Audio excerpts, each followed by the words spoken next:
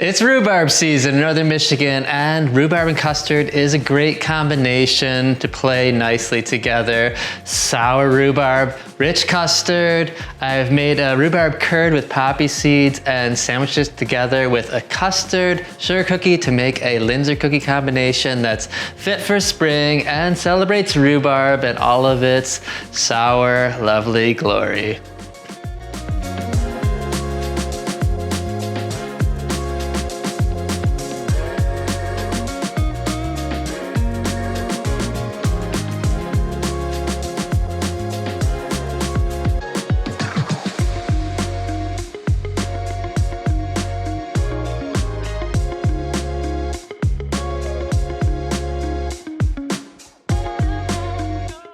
Grab some rhubarb and start roughly chopping it. Doesn't need to be perfect because we're gonna blitz this in a sec anyways. And 1 lemon sliced in half. This adds a sweet tang to the rhubarb that plays very well together.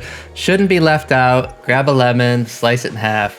Now give it a squeeze using your hand as a sieve. This is a great trick just to get rid of the seeds and not plunge them into everything. I mean, in a blender, it might not be that big of a deal, but you know, if you don't want to grab a sieve, it's a good technique.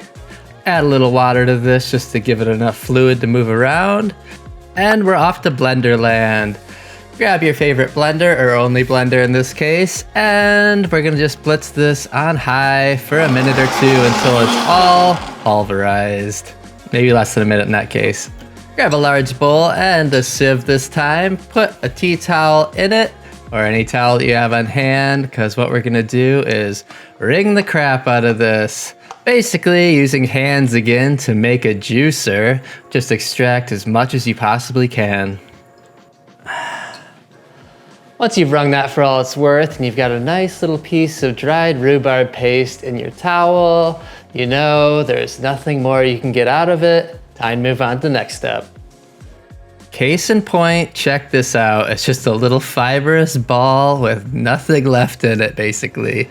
And there goes the beautiful stuff I took out of it.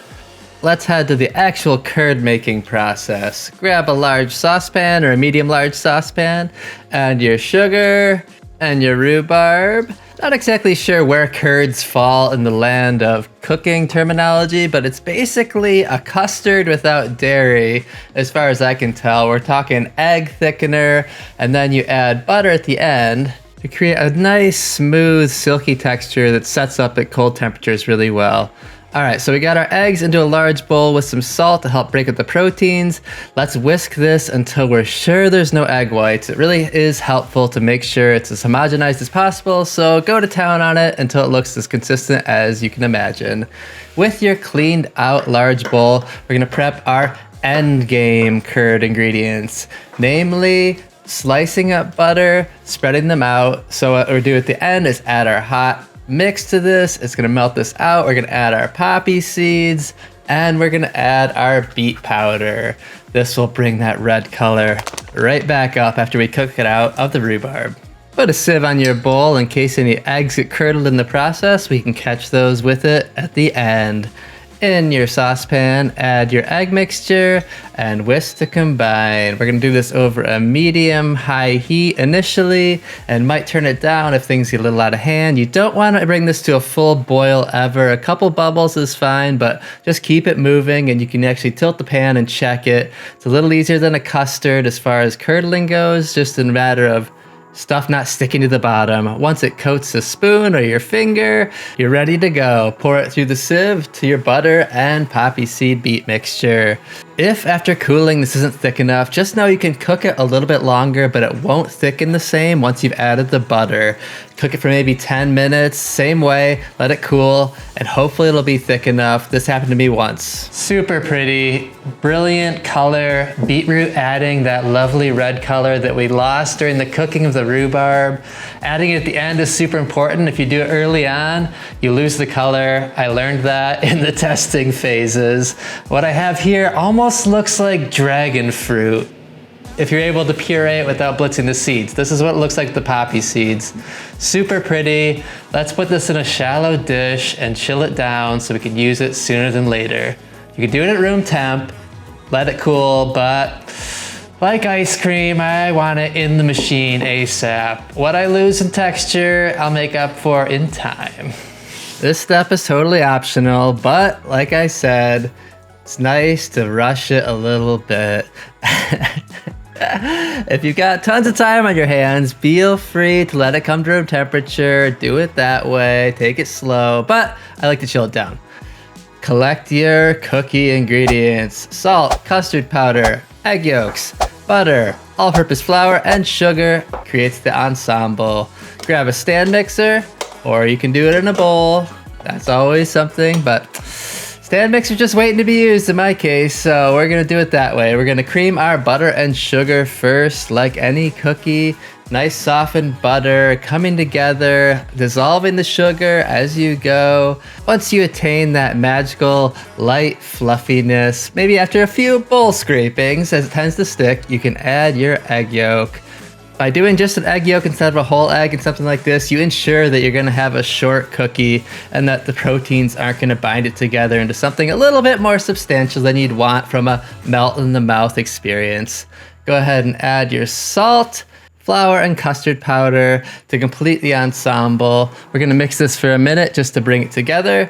Once it is, you're gonna have a golden brown cookie that's gonna be different than just a flour-based ones. The addition of custard powder with its dried milk, in my case, they're a little bit different depending on which one you get, so double check that it is. Some are just starches. If it has dried milk, that'll add a lovely flavor as it caramelizes in the oven. Once it just starts to come together, put it onto the counter and give it a quick knead to bring it into a mass.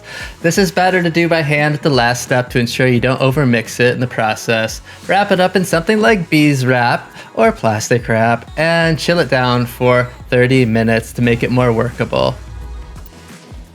Using a guided rolling pin for something like this works great. Helps ensure that you're gonna have a uniform thickness throughout and makes your life a lot easier. As long as it's not a big batch, this can only roll so wide. Even if you make it too wide and you just run into it with your little ring wheels, it's not the end of the world. I've definitely done that a couple times. Now with our chilled dough, we're gonna flour our countertops. Don't be afraid of flouring this. I mean, you don't wanna coat it, but just enough to keep it moving. And here's a great example of something going wrong. I'm glad I caught this. If your dough is chilled too much or hasn't been worked enough initially to come together, it can split. Just give it a quick knead to bring it together. This will help warm up the butters and help glue everything together a little bit more to make it workable. You don't want to do this too much, but just a little is no big deal. It'll still keep it short and nice in the end. Go ahead and roll that out to our 1/4 inch thickness in this case. And using a nice little fluted cutter, scalloped? Maybe scalloped. Cut these out in pairs so you keep an eye on an even number. You don't want an odd number in this one for the top and bottom land. Trust me on this one. Using a decorated cutter or a piping nozzle or something else, cut out the little peekaboo window so we can see our filling. I got this decorative cutting kit last year. It's all small stuff. Finally have an excuse to use it. There are some really interesting shapes in here, and with stuff like this, I mean, there must be like 30 things, and your own creativity is pretty much the limit to what you come up with. I mean, awesome stuff for doing decorative pastry toppings or cutting out the holes of Linzer cookies. Now on a lined sheet tray, go ahead and set these guys out. We're gonna chill them down in the freezer for 20 minutes while our oven is preheating. This will help bring those butters back to solid and we'll make sure they don't morph too much in the oven. We want them to maintain that shape that they came out as, so pretty. Into a piping bag, put your rhubarb curd and give a generous dollop to the middle of each of the not cut out ones. Important note, the bases don't have holes, tops have holes.